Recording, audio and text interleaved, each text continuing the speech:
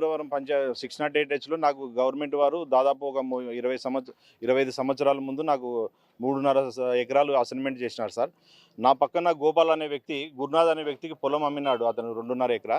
ఆ పొలము అతను 2.5 ఎకరా పొలం కొనుక్కొని నా పొలంలో 87 సెంట్లు ఎంక్రోచ్మెంట్ చేసినాడు సార్. ఎంక్రోచ్మెంట్ చేసిన దానికి ఆర్డీఓ గారికి, కలెక్టర్కి, తహసీల్దార్కి కంప్లైంట్ చేయడం జరిగింది సార్. జరిగితే దాని మీద నోటీసులు ఇచ్చినారు. ఈరోజు హియరింగ్ ఉంది సార్. ఆ హియరింగ్ కోసం వస్తే అతను 10 మంది రౌడీలను తీసుకొచ్చి అది రాడ్లతో కలిసి 10 మంది నా మీద దాడి చేసినారు సార్. ఇంతకుముందు కూడా తహసీల్దార్ ఆఫీస్ ముందునే అదే గ్రామానికి సంబంధించి జయరాజ్ అనే వ్యక్తి మీద కూడా ఈ గురునాథ్ దాడి చేసినారు సార్.